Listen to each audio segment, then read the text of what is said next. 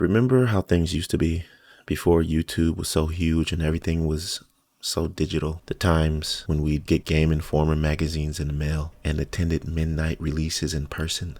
Skyrim was the most memorable midnight release for me, and that was the last one I ever been to. But I can recall opening that case for the first time and smelling the aroma of a new game. All of that is unfortunately gone. What I'm trying to say is that we go through eras of greatness and eras of downfall, and I think that Ubisoft is in an era of downfall, and it has been for the past years. I mean, we don't really know the extent of it. Only thing we know is what we've read, what we've seen, what we've experienced. And I know from experience, based on how it was before, the Division 2 is in a disastrous state. And it all started with the financial downfall. That huge article that I made a video about, talking about how much it's in shambles based on the games they canceled, the games that were never released, and just the money they lost. So now we're entering a whole nother dimension of understanding how game development is and understanding how the relationship with the consumers and the developers are, because now everything is digital, everything is on YouTube. Developers get popular YouTubers to promote their games, so the community is heavily involved in what's going on with the game. But at the same time, they try to hide it in some way. They try not to let us know what's really happening. I understand that they have to be silent sometimes based on NDAs and projects that they're not really trying to release to the public yet. But there's so many inconsistencies that it's kind of like not fair to keep us in the dark like this, based on the fact that we spent money, we've been dedicated, we've been playing this game for years, and the state that it's in is very undesirable and pessimistic. We don't know what's about to happen. And I'm talking about in general, but this conversation is going to be talking about where we're at now based on where we were in regards to Season 11 specifically. I state in the thumbnail that it's a disaster. Untested, broken, and buggy. From experience, I've played all the playtest servers ever since I started playing on PC, that is. And never in the history of the PTS have they just ended it like that, 4 days in. And this speaks to the point of untested.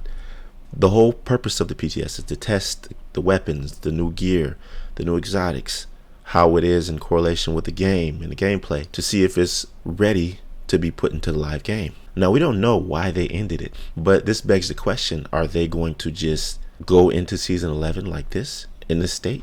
Because there will inevitably be bugs. There will inevitably be broken things in the game.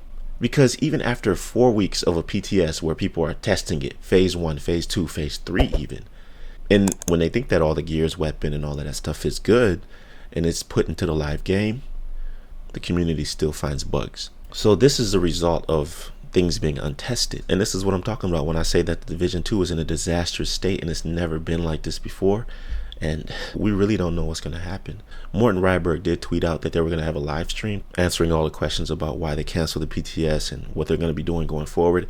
And he said that Division is going to tweet the date of that whenever that goes live. But everything is just up in the air right now, man. Like, I played the PTS for like 1 day and I said I'll get on it again in another couple days, but by that time it was too late. And no matter how many things they add into the game, if it's not tested, there are things that are going to inevitably be broken. For example, let's say you have a weapon like the Sacrum Imperium, the new exotic marksman rifle, which I don't know what they're going to do with that, but I've done extensive testing on that and that's broken. First of all, the description says that you have to be zoomed in when you can't even zoom in. It has a scope, but you can't zoom in. I tried it, and they said when zoomed, it marks the target. But it marks the target anyway, and you can't even zoom. The gun is just bad overall. It's not going to be viable. So this is the definition of broken. So what are you going to do? You're just going to introduce that into the live game as is? There's no information coming out. Also, you have things that can be extremely overpowered. Like back in the day, one of the other PTSs when Foundry Bulwark first came out, I live streamed that, and we were literally in the dark zone with other content creators testing it out on this one guy who had a 4-piece Foundry, and he was like 2.1 million armor. We could not kill this guy, no matter what we did, and we were all shooting at him all at the same time. Just imagine if something like that was introduced into the live game. Well, that's the whole purpose of the PTS.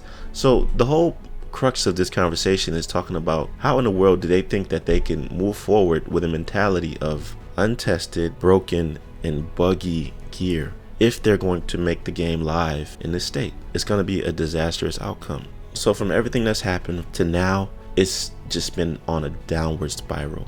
I know people come out with these thumbnails and titles saying, is this the end? This is the end, we gotta let it go. You know, I've made titles like that, but I literally think that I really don't know what's gonna happen with this game. And I just wanted to share that with you, and how the lack of transparency is not helping the devs at all either.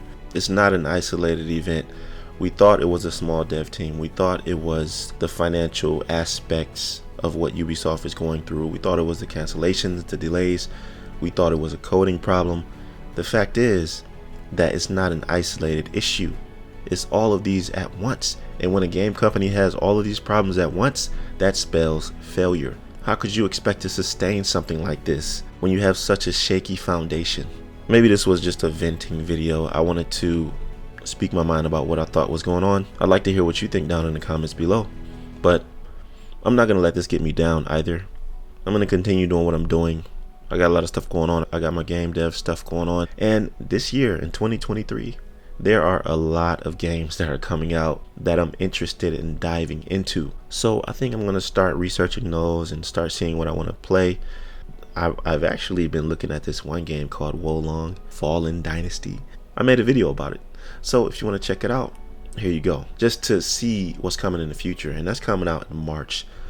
I'm just gonna move with the winds, man. I just can't, with sound mind and body, subject myself to just doing things to make money, or just doing things that I'm not excited to do. It's hard to get out of this mode when you're so used to being in the algorithm and everything, but I can't subject myself to mediocrity, man. I gotta keep it moving. I have to expand my horizons, and I have to do what I have to do and what's best for me.